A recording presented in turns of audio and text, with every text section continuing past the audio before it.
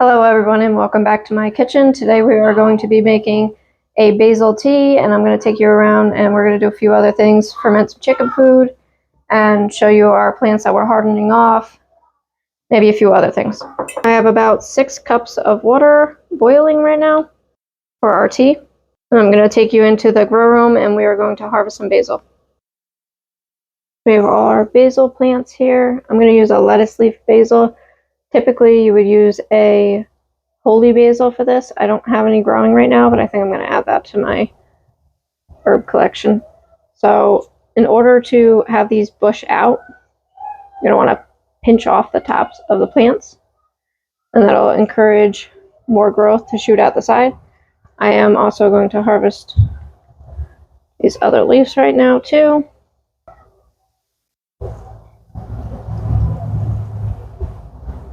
This is also known as Tulsi tea. So once again, I'm using a lettuce leaf basil, not holy basil. You can use whatever basil you want. And this has got great health benefits, immunity benefits. I'm using it because I'm just getting over a cold right now. And I had a fever and I just want to kick this out of my system. I've already harvested from these basil plants a few times and they're just very prolific. I'm absolutely loving that we can harvest something that's not even in the garden yet. I did start hardening off our parsley. Our brassicas just came inside a little while ago, so they're a little droopy, but they'll bounce back.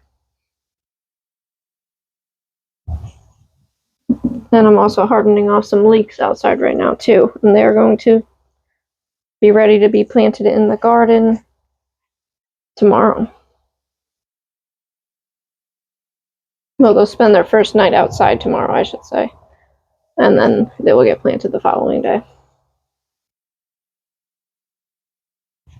So we need 2 cups of packed basil. I'm probably just going to use as much as I have. I probably have around about that much. And I'll be back when we're in the kitchen. Alright, so we have all our basil here.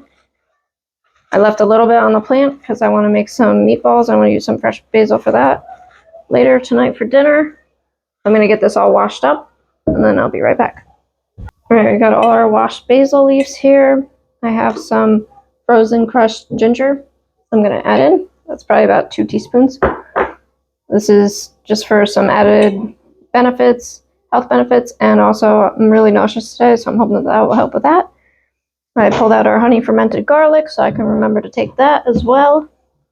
And now it's time to get our hot water into our jar. This is a half-gallon jar I'm using here.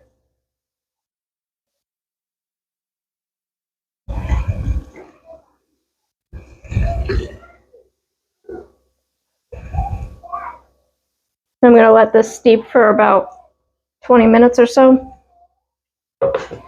In the meantime, I'm going to work on fermenting some chicken food, and then we will come back to this. After it steeps for a bit, we're going to strain it out. Strain out the basil leaves and the ginger, and then we're going to add some honey and some lemon juice, fresh squeezed. Here are some of our plants that we were hardening off that are going to be spending the night outside tomorrow.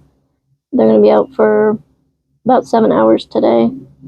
I have some leeks and some parsley. And I will be covering these at nighttime. And I'll show you what I'm covering those with when we plant those out. Alright, now moving on, we are going to start fermenting our chicken feed. So I'm going to fill this up about 1/3 of the way with chicken feed. This is a 1-gallon jar. And then we're going to fill it up about the same amount with water. This is going to bubble around the 3rd day, and it's going to ferment for 3 days. Alright, so here we have our chicken feed. I'm going to add the water to it, but I also wanted to say the purpose of me doing this is to make the chicken food more easily digestible, and it'll also make the nutrients in it more bioavailable for the chickens. So this will help with egg production, and I think it has helped dramatically since I started it, because now we're getting flooded in with eggs, and I'm so happy to say that. I added our water, and as you can see, it's already starting to expand. This is going to rise up more, and I will have to add more water to it as it goes. I just don't want to add too much. You want to always have water covering the top of this so it doesn't mold. This is going to ferment for 3 days, like I said previously. And we are going to mix it occasionally, I don't know, up to like 3 times a day for 3 days, and you serve it to them on the 3rd day. It will start bubbling up between the 2nd and 3rd day. And that's what we're looking for. And you don't want to put a tight lid on it. You're just going to I put my lid, just use this lid that came with it, and just leave it venting a little bit, and occasionally I'll let some of the gases out. But that's it. Super simple, easy to do, and it's really good for your chickens. What that is? That's a lemon. Yeah, lemon. Would you like a slice? Yeah. I want a slice. I want one. All right, when I'm done making the tea, I'll give you guys a slice, okay, when I cut it open. All right, our tea has been sitting for probably 30-40 minutes, and now we are going to strain it. I don't think my measuring cup is going to be quite big enough, but we'll see. This is still very warm. You still want it to be warm so the honey will dissolve in it.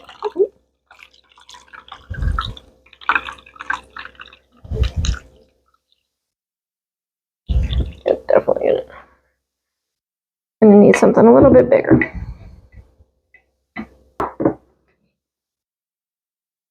Just gonna strain the rest of this into this bowl here.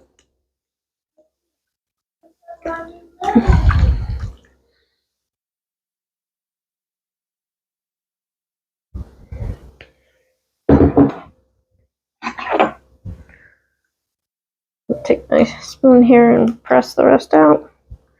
Actually do this over top of here. And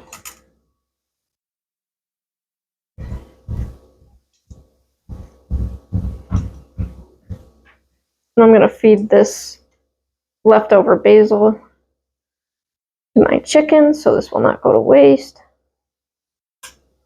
And they'll get some health benefits from it too.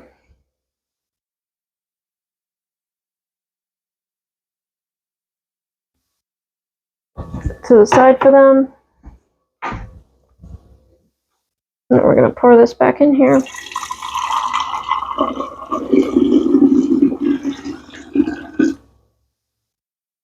It smells like tea. Now you can have this as hot tea or iced tea if you'd like.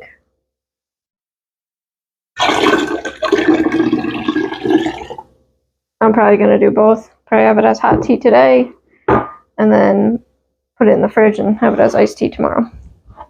And then we're going to take our honey. I have this organic mountain forest raw honey.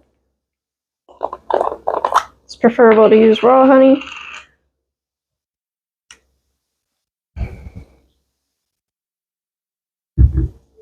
And we're going to do around 3/4 of a cup.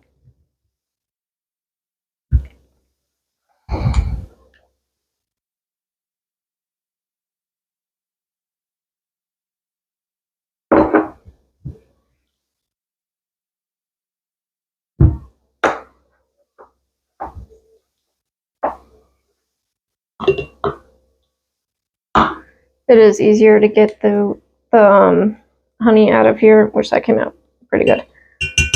If you use cooking sprays, but I don't really like to use the cooking sprays too much.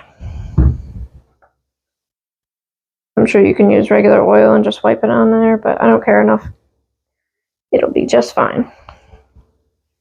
My honey's a little hardened, so I wouldn't say it's quite crystallized, but it's coming out pretty easy that way. Now you can add this honey to taste. You can add more or less. It's all personal preference.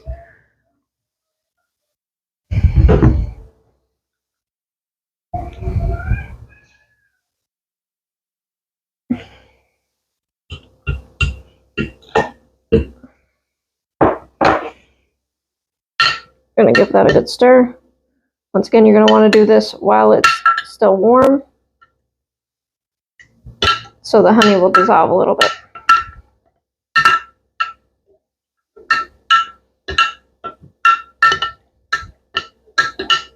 Not sure if I said it, the honey will dissolve a little bit or the honey will dissolve better. I meant to say it'll dissolve a lot faster that way if it's warm. The honey is also adding some more color to this. Alright, I'm going to let that sit for a little bit. While I'm doing that, I'm going to slice up this lemon, give some to my children because they like lemon for some reason, and get a tablespoon to go in here. Alright, I have my lemon sliced. I took the seeds out of it. I'm just going to estimate about a tablespoon of juice in here. A little more, a little less, won't hurt.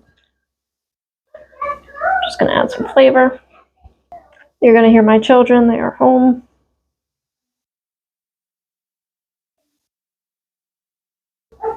Right.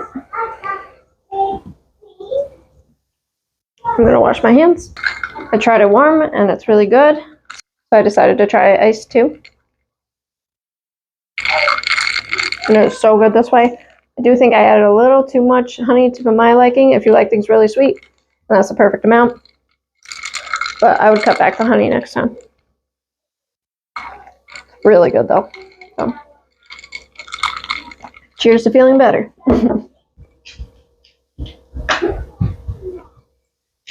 One more? Is it good? I'm gonna try some. Mama. Oh, you like it? Lemon. She's my picky eater.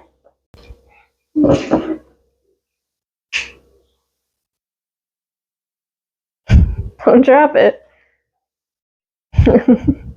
Well, they like it, so that means it's good. I think. You try it, Mommy. Okay, I'll try it. Thank you.